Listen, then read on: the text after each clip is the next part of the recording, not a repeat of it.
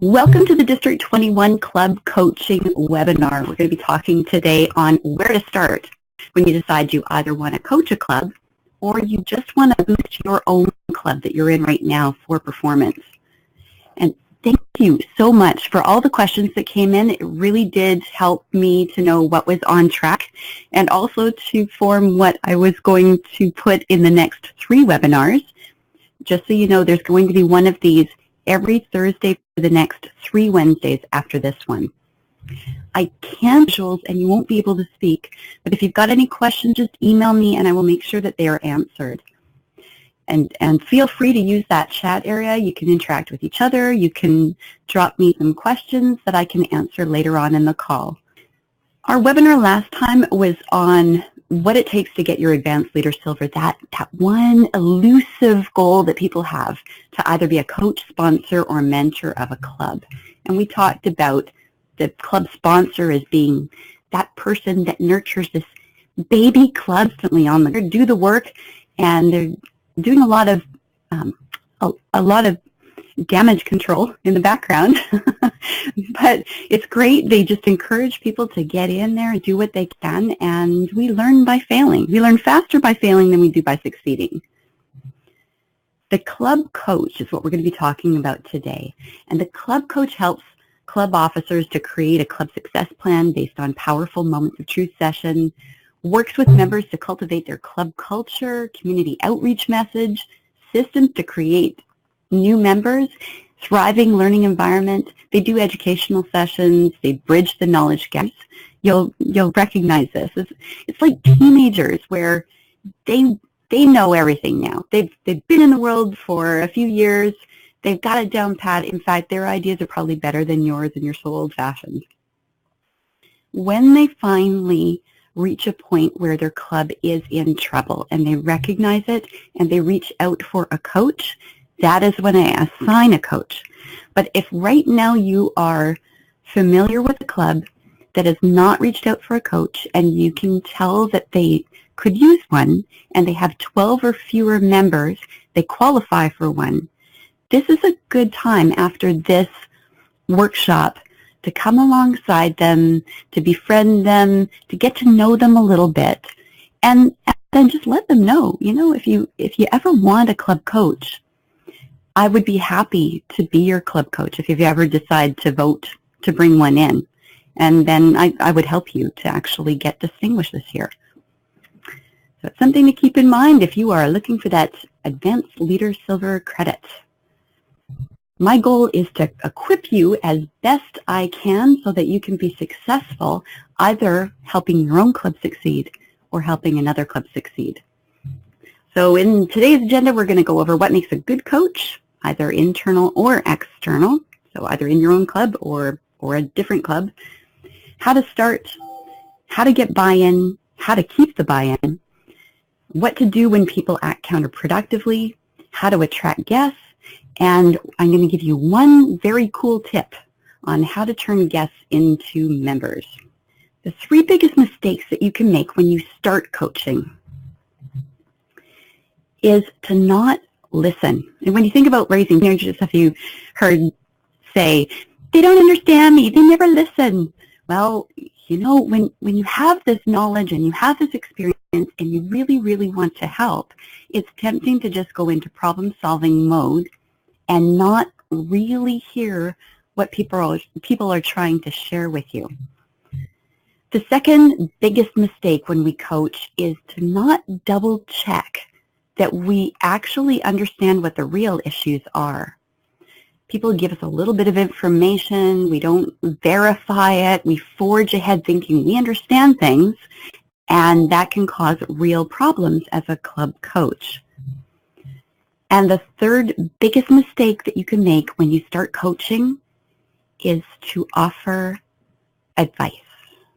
Specifically, you might see that there's a need, but there is a way to frame advice so that it sounds more like it's their idea. It would be something really interesting for them to try, and then you ask, what do you think? And you actually then stop talking and listen and let them speak. And don't form your answers in your mind as you're listening, but ask them to clarify their answer. Tell me more about that. Oh, what did you try before? How did that go? What happened? Asking questions is going to be your friend when you are a club coach. Never assume that you know everything. Never assume that you know more than people.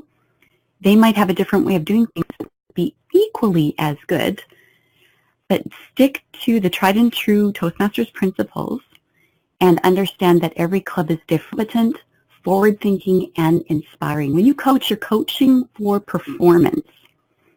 And if somebody's going to listen to any advice that you have to offer or follow any of your suggestions, they need to trust you.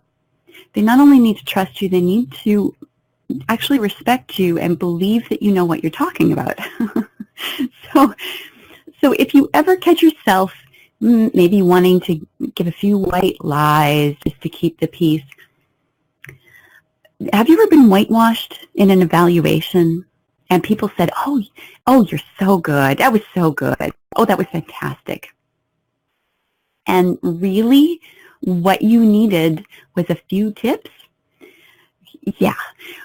When a club brings you in to coach them for performance, when they realize that they failed to the point where they need help, whitewashing your feedback is not going to help them. But framing it really well, really kindly, always seeking to boost rather than tear apart, that will serve you well. If they know that you're competent, they know that your eye is on the future of that club, that you're thinking about them, not you. You're thinking down the road, and you inspire them, they will follow. And, well, if you think you're leading and no one's following you, you're simply out taking a walk. So a true leader is honest, competent, forward-thinking, and inspiring. A good coach knows the individuals on the team, removes obstacles, and finds resources, pushes each member to the next level.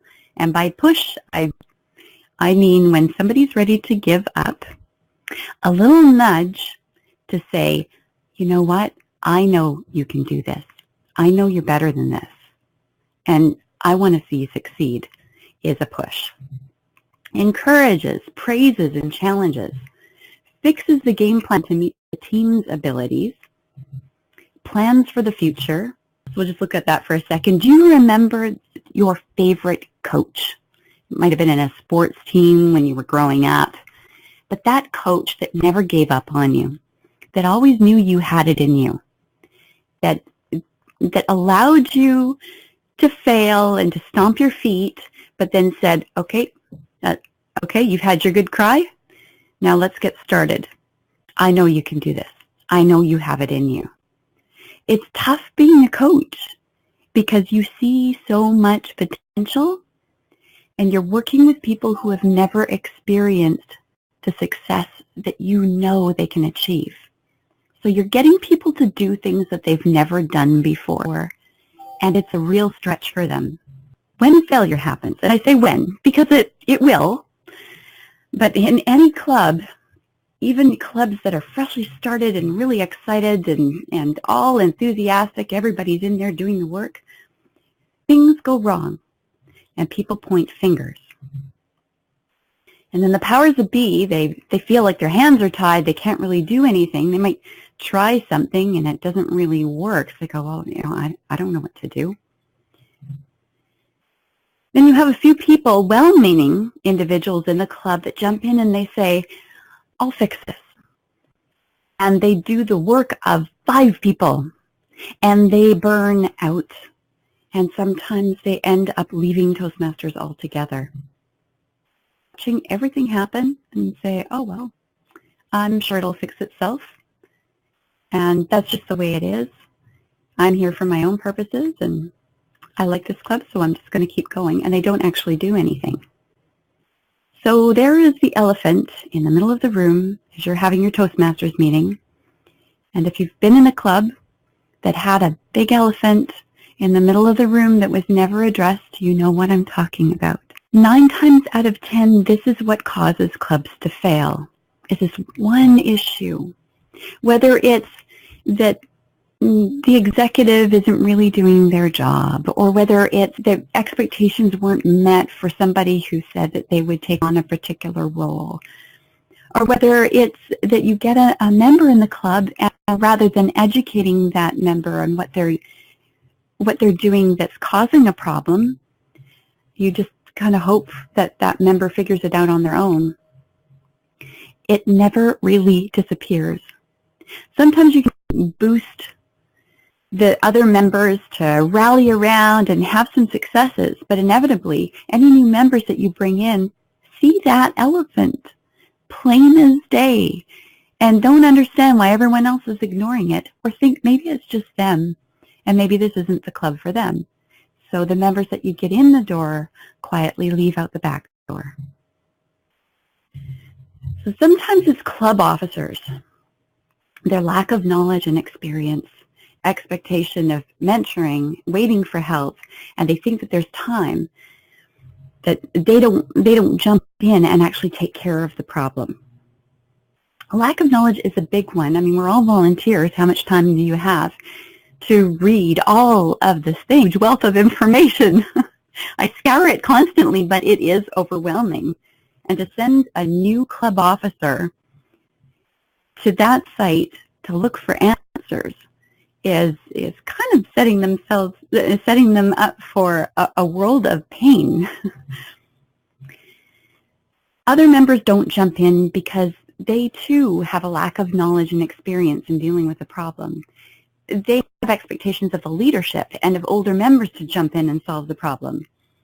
They might be on a receive mentality rather than a give mentality, so they're not really looking for solutions, but they're expecting problems to be solved for them, and they believe that it's not their responsibility. So they don't take care of that elephant. And other issues, members, some people do, but I've only run into one person that had it memorized, and she said her entire club had it memorized. How often do you recite that Toastmasters promise? And every time you induct a new member, I've had people recite the Toastmasters promise, actually, well, not recite it, read it when doing an induction, and every time they say, wow, you know what, that's a good refresher. I'd forgotten some of that. It's good to revisit that. Their life's priorities, distractions, and competing personal interests can get in the way. You know, they've got bigger fish to fry, more important things to deal with. This is just Toastmasters. And by the way, I pay to belong, so somebody else should fix this. Everybody has their own personal agendas, their own reasons why they're there. And dealing with the elephant in the room is probably not one of them. I mean, we're peer mentored. So sometimes there's a lack of role models who know how to handle the issues that can hobble a club. The coach comes in and they are there to cheer you on, to keep you going when you feel like failing. They're there to help you perfect your form, to get it working for you. And they're there to help you create an action plan. If the action plan works, great. If it doesn't, the club coach helps the team to create another one, but keeps trying and trying and trying and showing the club different ways that they can be successful. And just, I know that this question came up. If you want to be a club coach to get your Advanced Leader Silver, the commitment is to the end of June. If you can get a club that has 12 or fewer members to distinguished by the end of June, you have succeeded. If you don't make it by the end of June 2015, Toastmasters International can renew you for another year. So you would have to June 30th, 2016 in that case to give it another try. Club coaching is a very rewarding experience, and nothing will train you faster in all the things you would like to know than teaching them to somebody else or guiding them through some challenges that you don't even know the answers to right now. If you're thinking of being a club coach but you've never been one before, Don't be afraid of it, because Toastmasters is a place where we make mistakes, and they're not really mistakes. They're learning opportunities. so just jump in there and give it a try.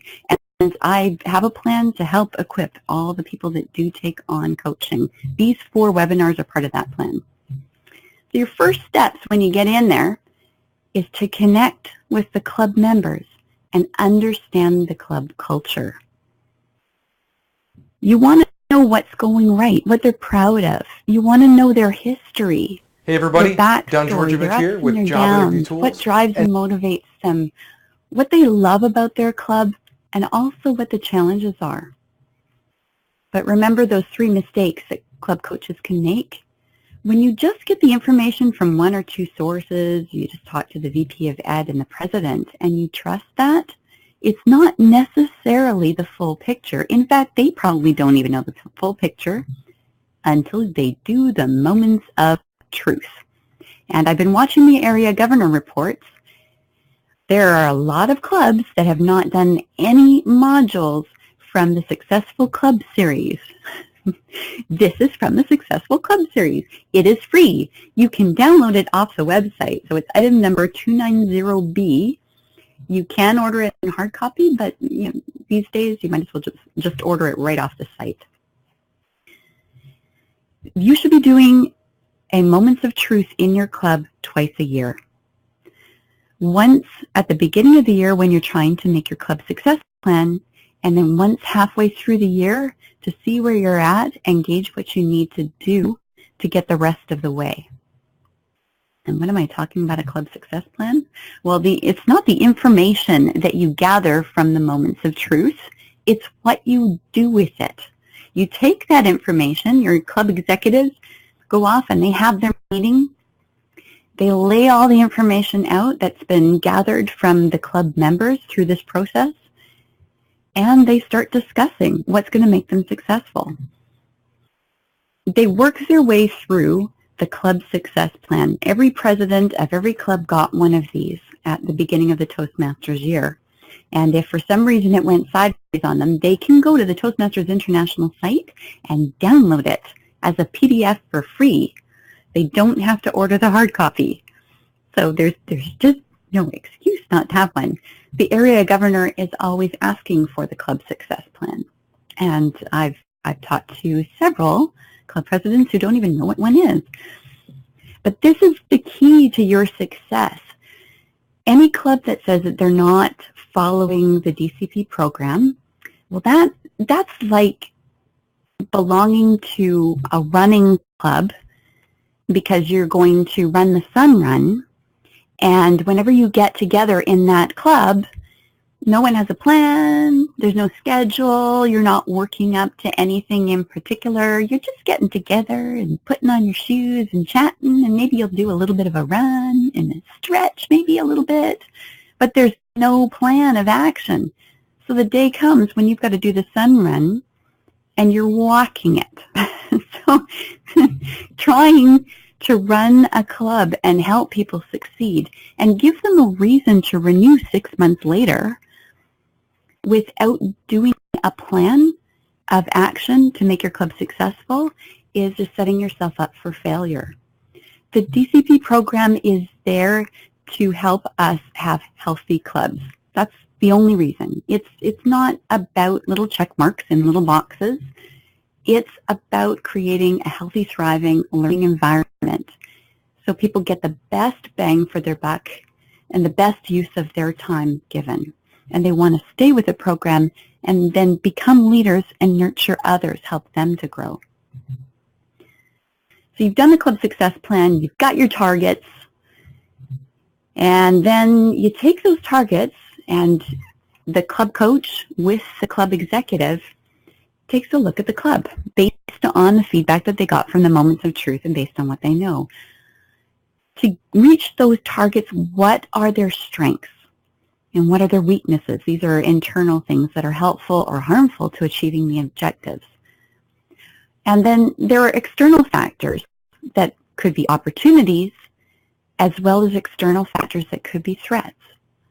To really understand those, really know where they are so that you can see the warning signs really focus on what's important and not get distracted by details and by projects that can take them sideways. I know, Jean Vickers says this all the time, and it's true. Leaders empower others. You're there as a club coach, you're not there to do the work for them. You're there to empower others to make their club successful. So you start by focusing them on the most solvable issue that they have identified through their meeting. This is the club executive, that will provide the greatest return. So the club executive discusses this. They decide on what they're going to bite off first that is most likely to succeed most quickly. That's another important thing. You want to have a success fast so that you can celebrate it. Celebrating that success will breed more success.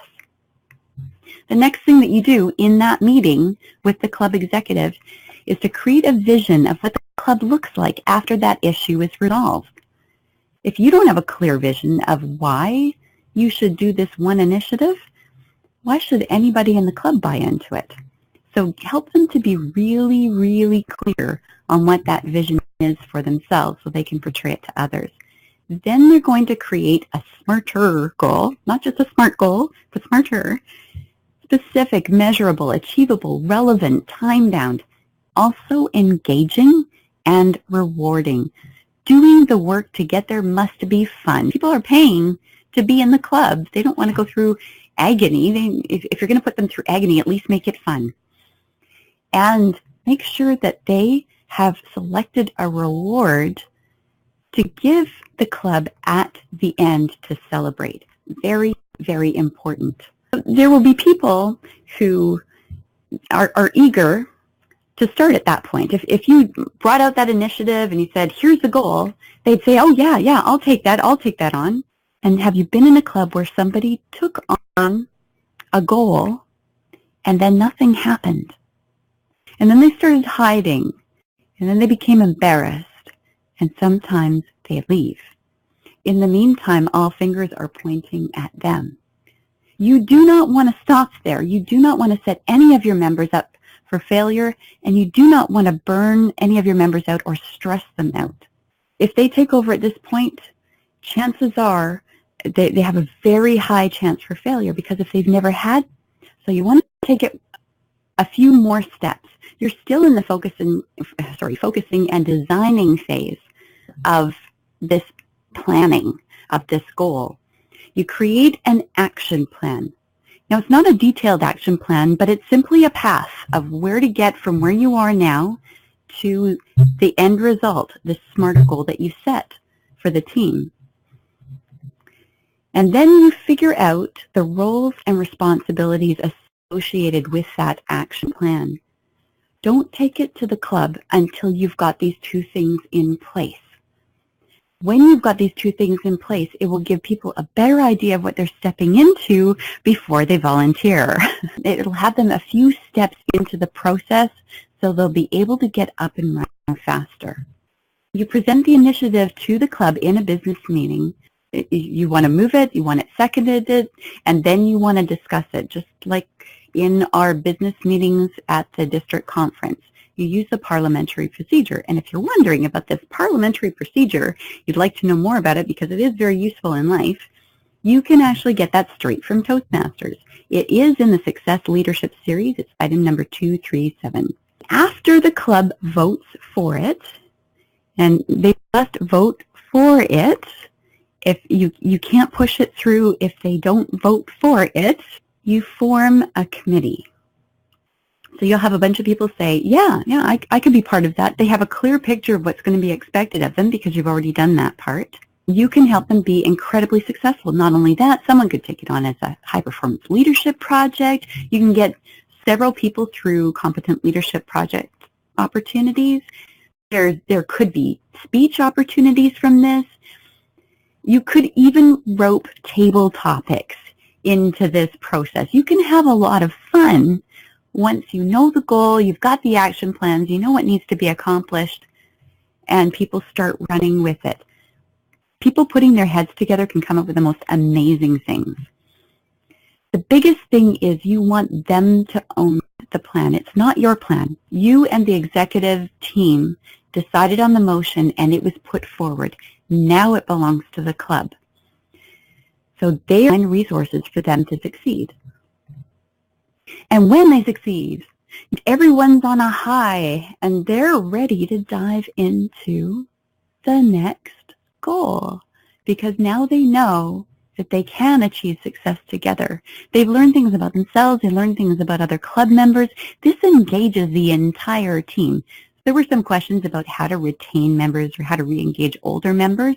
Get them involved in a project that they are not heading, but it's a committee. And everybody roped into different roles and responsibilities within that project. So everyone has their part. And they will find that they renew their enthusiasm and they're really happy to be there. That old saying goes, give a man a fish, he'll eat for a day. Teach a man to fish, he'll eat for a lifetime. So your goal there as a coach isn't to do the work. It isn't to merely find the new members so that they have 20 members and maybe even join the club yourself after. You can't belong to a club that you're coaching, but you can join the club after you're assigned as a coach. You can become a member. But you don't join the club to donate your education points to them so that they can get distinguished. You don't just bring in a bunch of your friends that are going to leave 6 months later. That's not solving the problem. But teach the club how to make themselves successful so they can replicate it over and over again so they can teach others that are new to the Toastmasters program. Through focusing on those possibilities, they will gain skills that you can't even tell them that they're going to gain right now. It's up to them to decide what they really want and to latch on to the opportunity. They'll learn to work together as a team in a way they've never worked together before. They will have success, which will boost them to greater successes in the future. And they will learn to celebrate their successes, which I don't think people do enough. Just a quick story. I was a terrible, terrible skier. I hated moguls. I liked the nice groomed runs and maybe the fluffy snow a little bit, not too fluffy because I wouldn't know what to do with my skis in it. And I had this boss. He took me to Whistler, him and his wife, and they decided that they were going to go down a black run. And I said, oh, no, I think I'll go around. I'll meet you at the bottom. They said, no, we'll guide you down and it'll be fine. And we came out into this narrow, it was about half this width, narrow stretch of moguls that were at a pitch about 10 degrees more than you see here. And I went, I feel like taking off my skis and climbing back up. And they said, no, the fastest way is down. And I cursed them. Every mogul I went down. These were 7-8 foot moguls. Are you kidding me? I was terrified. I was moronic. I was slow. I was miserable. But when I got to the bottom, Peter pointed my head up the hill and he said, look what you just went down. The people, after they have had a success, don't take the credit for their success. They did it. So point them to what they've accomplished and say, you did this. And what else are you capable of doing? That will inspire and motivate people to continue to succeed. So there's other things that may happen as a group of people gets motivated and starts working their way to success. You might find that there's some challenging personalities in the club. You might find that there are certain people that are unwilling to change and they're really not inspired by all this activity going on. In fact, they might actually be resistant and actively trying to sabotage it. They may have some unresolved past issues they just can't get past and they keep bringing up, trying to say this won't succeed, this is what always happens, blah, blah, blah, blah. And what do you do when you're met with that? They refuse to focus on the positive. They won't gain the skills that they could gain that would make them successful in other areas of their life. They're not willing to work together with the team. So there you are. You're the club coach. You're responsible for helping them to succeed, and you're dealing with this difficult situation. This is food for another webinar. We won't have time to cover it today, but I'm going to give you a few tips here. First of all, don't get hooked. Whatever their story is, that's their story. Whatever's going on that's preventing them from succeeding, you can't make them succeed. All you can do is provide the environment in which they can choose to motivate themselves to buy into the gossip. Focus on your purpose. You're there to coach for performance. You're there for the whole team.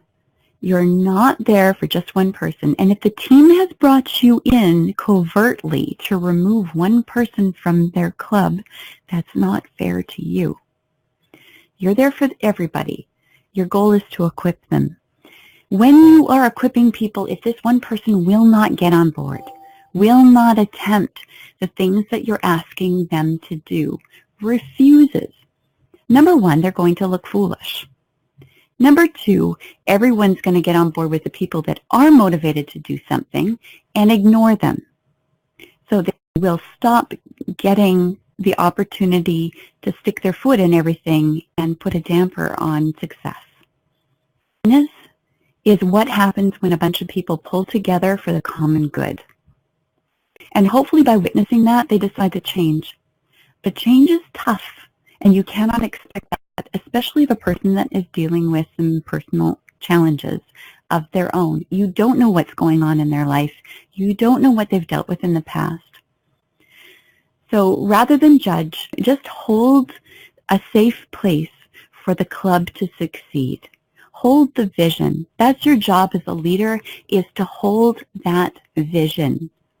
You have a sergeant in arms, and you need to equip that sergeant in arms of what to do should this person actively start becoming a problem in meetings. Person doesn't know anyone and doesn't want to confront anybody, but that role is there to keep everybody in the room in a safe, thriving, happy environment.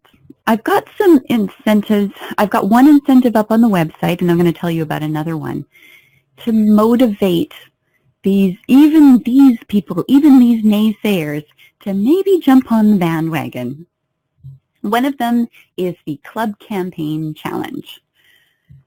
This is going to be ongoing until April the 1st, and the idea is to do something unique and creative and fun. Not only will it build your team morale and help you work together effectively, it'll help you gain a lot of leadership skills, it'll help you complete a lot of educational projects. Also, it will add members to your club, and it will give us something to put on the website to share with other clubs that are struggling to find ideas. You can enter this contest for your club as many times as you want to. You can just do club campaign after club campaign. Keep submitting them to me, and I'll keep putting the ones that I can post on the site. If you want to shoot video and upload that to YouTube, you can send me the URL. I'll forward that to the site. I'm going to be judging them. There will be prizes at the spring conference in Victoria. 30% is based on how unique it is, 30% on the number of guests that come, 30% on the percentage of guests that actually join, become members, and 10% is based on the fun factor. So put your heads together and come up with some different ways to promote your club, and seize on the ones that you can do quickly. Make long-term plans for the ones that are going to take members. Is a 10% net gain by June 1st, and that's a 10% increase over the paid members that you had on July 1st. If you do experience a 10% net gain by June 1st, some members from the trio will arrive with cake to celebrate. So it's just something to dangle out there. If they want to celebrate their success in a big way, then just aim for the sky. If they're close, just go that much further. And I promised you I would share But chocolate, please. That's awesome. Me, actually, Pat Johnson shared this with me, that Rick Furbish had come up with this amazing way to have demo meetings. And when I watched it, I thought, well, why can't we do that in open houses? That would be incredibly successful. Rick Furbish's line is, the less serious you take the game, the more likely you'll win the game. He was incredibly successful in his LGM year and in his district governor year. And if you want to watch the YouTube videos, you can jot down those addresses. I'll leave them up on the screen for a little while. The first one, there's the first half, and then the second half. They split it into 2 videos. But how you would use his method in an open house when you've got a lot of guests, the thing that we teach our speakers to succeed in speaking, you need to know your material, you need to practice, and you need to know your audience. What do we do when we bring guests in and we throw them in table topics? Well, they don't know what's coming, so they may not have any idea of anything they can say about the topic they get. They have absolutely no time to practice. They're thrown in there, and they don't know anyone. So we're setting them up for failure. I have seen people stand in front of the room, open their mouth, and nothing comes out. What a horrible, horrible feeling. And we've clapped for them, but they've sat back down with tears streaming down their face, and they didn't come back. What you can do instead is give them this index card as they come through the door, then something that they're proud of, or an event that happened to them that is really different, not too many people would have experienced. They write that down, they give it back to you before the meeting. And then the meeting goes along. You have carved out 10 minutes where you're going to address the guests. So as the chair, you would get up and say, oh, okay, for our guests that have gathered here today, what you've seen is you've seen speech, how we do evaluations, you've seen how we do table topics. This is what a typical meeting would look like. But I took an index card from each of you as you came in, and you told me something unique about you. So we're going to play a little game here. I am going to read one of these index cards, and everyone is going to have 3 seconds to be pointing to somebody in the room that they think did that thing or is that unique, has that unique part of them. In Rick's example, somebody had jumped out of an airplane and their parachute didn't open. They ended up landing in a tree, breaking a couple of their own limbs, but they survived. So, everyone's wondering who this person could be. They had 3 seconds. They had to point to somebody who they thought it was. And at the end of 3 seconds, you've got fingers pointing in all directions. And then he said, would the real parachute artist please stand up? And that person stood. Everyone cheered and clapped. That person felt great. They knew something unique about this person. While this person's standing, the chair said, so I need to know more about this. Tell us more about what happened. All of a sudden, you've led them into table topic. They know the material. They have probably said the audience has just madly applauded them and knows something unique about them, so they feel like this crowd knows them and they know the crowd. You set them up for success. When somebody has a win in that meeting, they want to come back. All of a sudden, they've got a whole pile of new friends who think that they're pretty special. So you go through all of the cards. And now what happens is anybody who handed you a card is now thinking ahead, oh, what am I going to say when they ask me to talk about my thing that I put on that card? So what are they doing? They're practicing in their own mind, setting themselves up for success. Try that in your next open house and see how it goes and let me know. The thing is, at the end of the night, leave time to ask the people who came, who were guests, what they thought of the meeting. This is a huge missed opportunity that constantly happens. You're rushing to finish the meeting on time and nobody gets asked what they thought of the meeting. That's their opportunity to hear themselves say, and I'd really like to join this club, or, and I'll be back. Now, when it comes out of their mouth and everybody hears it and they respond to it and they clap, then they really want to come back because they don't want to disappoint people. And then get the VP of membership to connect with them, or any member to connect with them, and invite them to join the club. So many people aren't asked to join. It is really important to make that personal connection and actually invite them. If you don't invite them, they might feel, oh, well, maybe they don't want me in the club. People think funny things. They don't know that, wow, a new member is always welcome. They have no idea. So always remember to ask. The product that we have is the Toastmasters program. The club meeting, that's the show. The results, they're what happens in between the meetings. So encourage the people that you are trying to coach for success to work like mad between the meetings. That's the work that is going to reward them. The club meeting, that's the show to help share the Toastmasters program with other people. And the Toastmasters program is such an amazing way to live, to work, and to play in.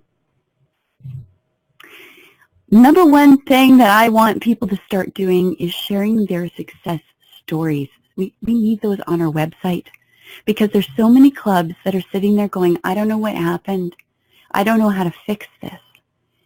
They struggle year after year.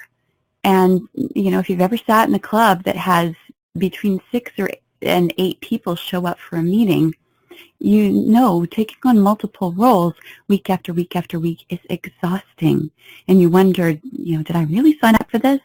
You stop preparing fully. You feel like you're not going to do to them. So share your success stories, your turnaround stories that you've experienced. Heads together with a can-do mentality, great things are going to happen. And we're going to have more and more incentives showing up on the website to help you. So our agenda for today was what makes a good coach, which we went over, to know your people and empower them. How to start, connect to understand.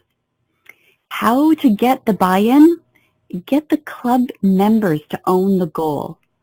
How to keep the buy-in, they succeed in actually doing the work. When people act counterproductively, stay curious, focus on your purpose. Attracting guests, the club campaign challenge. I want to see lots of entries to that. And it's on the D21 Toastmasters.org site. And one way to turn guests into members, that index card idea, create the win, and then ask. Toastmasters is your training ground. Anything that you do to increase your skills, it's going to benefit you in multiple ways in different areas of your life. So get selfish about your learning. If you want to be a club coach, talk to me. There's lots of opportunities. Or come alongside a club that you know is struggling. Start going to their meetings, get to know them, and suggest that you'd like to be their club coach. That's the best way to be the right coach for the right club. They have to vote on it, and if they send me the information that they voted to get a club coach and they name you, you're in. And I will continue to equip you as your Lieutenant Governor of Marketing. I've been kind of watching the questions on the side, and I haven't seen any pop up. I've seen lots of greetings to each other. If you have a question, we're running out of time here. We've just gone barely over time right now. So if you have a burning question, you can ask it right now. Joe, how many clubs are requiring coaches at this time? It's shrinking. A lot of clubs are getting members